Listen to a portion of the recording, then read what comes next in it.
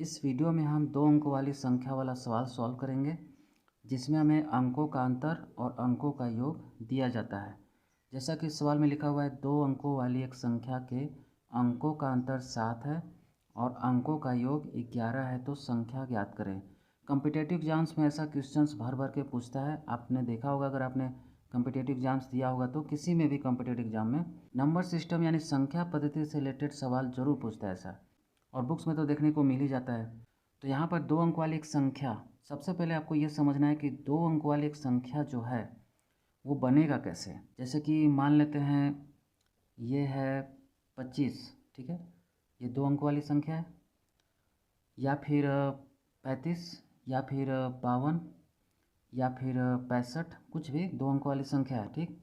तो ये जो 25 है, ये जो 25 है या फिर ये 35 है या फिर ये जो 52 या 65 है, ये 25 बनेगा कैसे। इस 25 को आप क्या लिख सकते हैं, इस 25 को आप ये भी लिख सकते हैं 10 गुना 2 प्लस 5, क्योंकि 10 गुना 20 हो जाएगा, इसमें 5 जोड़ेंगे तो 25 मिलेगा। 35 को भी आप लिख सकते हैं 10 गुना 3 प्लस 5। 52 को भी आप लिख सकते हैं 10 गुने 5 प्लस 2, और 65 को भी आप लिख सकते हैं 10 गुने 6 प्लस 5। मतलब इसको आप इस फॉर्म में भी लिख सकते हैं। ये जो 25 है इसको आप ऐसे लिखें या फिर ऐसे लिखें, बात एक ही है, क्योंकि इसको भी सॉल्व करने पे वही आएगा। यानी कि ये जो फॉर्म है जिसमें 10 सब में आ रहा है, तो 10 हमारा इसका मतलब फिक्स हो जा रहा है 2 अंक वाली संख्या में, ठीक है। 10 जो है वो 2 अंक वाली संख्या में फिक्स है। बस फिक्स नहीं है तो ये 2 नंबर जो इकाई और दहाई पर है, ठीक है, ये इकाई पर है, ये दहाई पर है, ये भी इसमें इकाई पर है, ये दहाई पर है।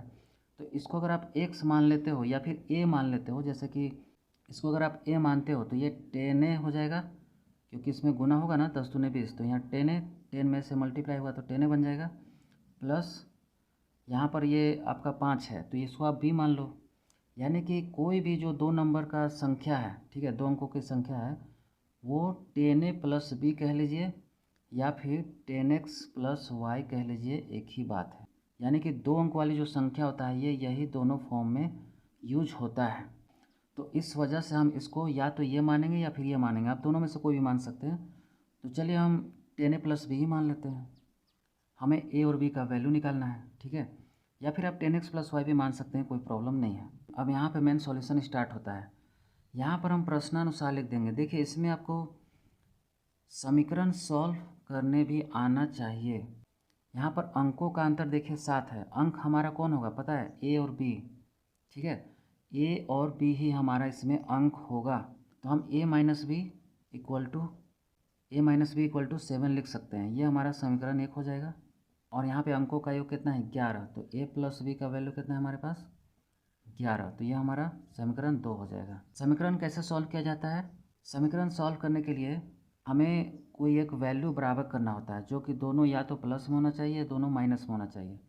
तो यहाँ पर हम देख सकते हैं कि जो a है वो दोनों साइन उसका बराबर है, क्योंकि ऊपर वाला a भी प्लस में है और नीचे वाला भी a प्लस में है, और इन दोनों को जब हम घटाएंगे यानी दोनों प्लस प्लस में ही घटेगा, तो a माइनस a घट जाएगा तो 0, तो जो घटने पे 0 आ रहा है वही कटता है, तो a जो यहाँ पे कट जाएगा।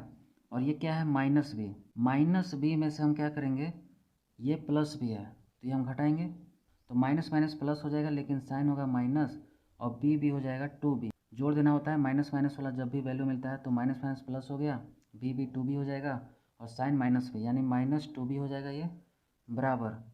यहाँ हम 7 में से 11 घटा रहे हैं, 11 में से 7 घटाएंगे जरूर, लिखेंगे माइनस में, क्योंकि उल्टा घटा रहे हैं, और घटाने पे आ जाएगा 4, ठीक है। अब यही चीज़ ऊपर लिखते हैं हम, a प्लस बी बराबर 11 ऊपर लिखते हैं और ये नीचे लिखते हैं, तो ये माइनस का कोई भी झंझट नहीं होता। लेकिन अगर ये ऊपर है और नीचे है तो कोई प्रॉब्लम नहीं है, लेकिन माइनस माइनस लिखना पड़ेगा और बाद में से काट कर दिखाना भी पड़ेगा, क्योंकि दोनों माइनस में है, ठीक है।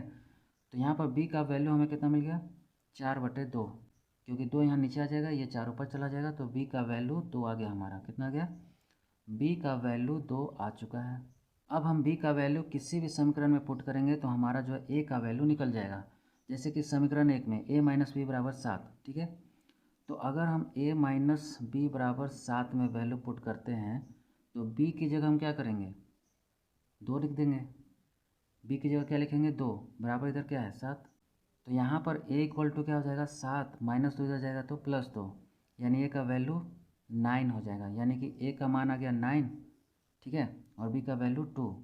लेकिन ये हमारा अंकों का मान आया, ठीक है, संख्या हम निकालने नहीं है। अभी संख्या निकालने के लिए हमें इसमें वैल्यू पुट करना पड़ेगा 10a प्लस b में।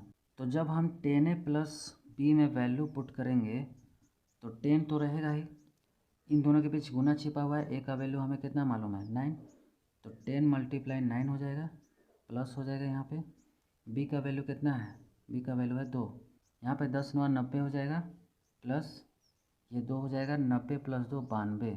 तो यहाँ पर हमारा आंसर 92 भी हो सकता है या फिर 29 भी हो सकता है, इन दोनों में से कोई भी आंसर हो सकता है। अब आप सोचोगे कि 29 कैसे होगा, क्योंकि क्वेश्चन में एग्जैक्ट नहीं कहा गया है कि इकाई का अंक क्या है या फिर दहाई का अंक क्या है, तो इन दोनों में से कोई भी आंसर हो सकता है।